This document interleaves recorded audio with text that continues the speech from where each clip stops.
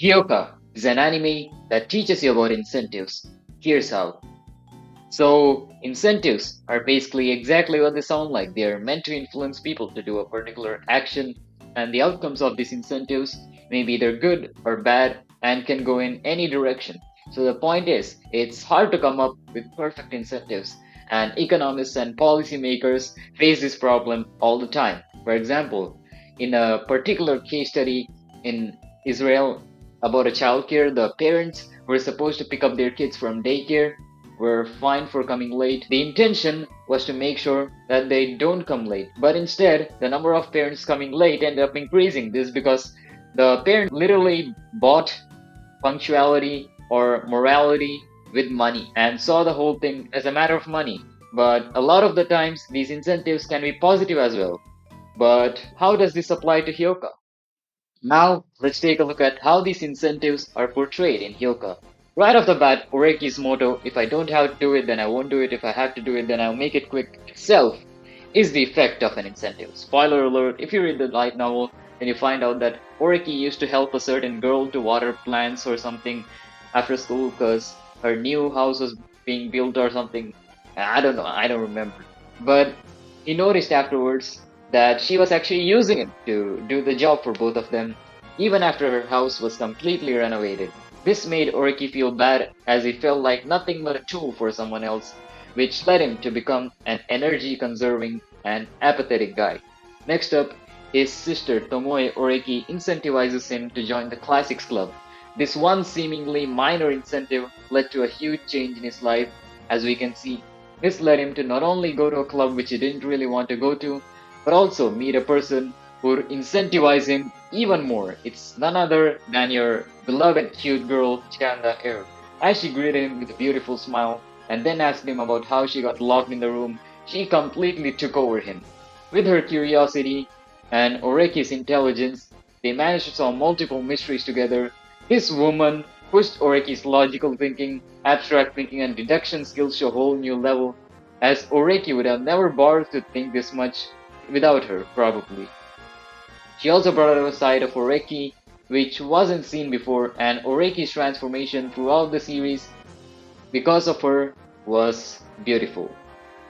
Then we have another person who incentivizes Oreki in a completely different way. It's none other than Fuyumi Irisu. This empress is focused on one thing and one thing only, that is the results. She does not like the script written by the original scriptwriter who falls sick after writing the script, so she manipulates Oreki into solving her film's mystery, and Oreki comes up with a brilliant explanation which she knows that people are gonna love. And that explanation of Oreki's turns into a new script, and the film ends up being based on that, which of course everyone loves.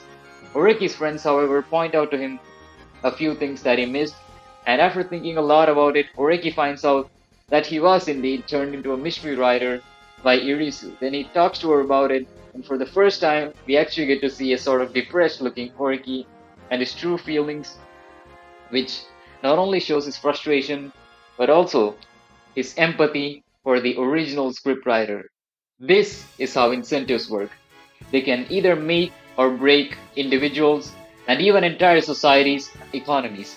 Lastly, I'd like to talk about another person who incentivizes Oreki to do a lot of things that he'd never otherwise do, and I don't understand how people do not notice it or miss out on it often. It's literally his best friend, Satoshi Fukube, because Satoshi does this in the most subtle way possible, such as warning Oreki that he's being manipulated by Irisu through characters in tarot cards and asking him whether he'll actually be living a normal life in the future. These actions of his have a larger impact on Oreki than we see. So yeah, this is how incentives are portrayed through Hyuka. Now, let's talk about how incentives work in real life. There are many ways that they work in and many directions in which they can go, which makes them really hard to implement. For example, anything that is seen as trendy or cool or popular motivates people, at least most of them, to do those things such as vaping, which is honestly a very negative incentive. Vaping is stupid, guys, don't do it. Also, on the other hand, stuff like gaining knowledge being logical and efficient and improving yourself were promoted instead, we'd probably living in a utopian society.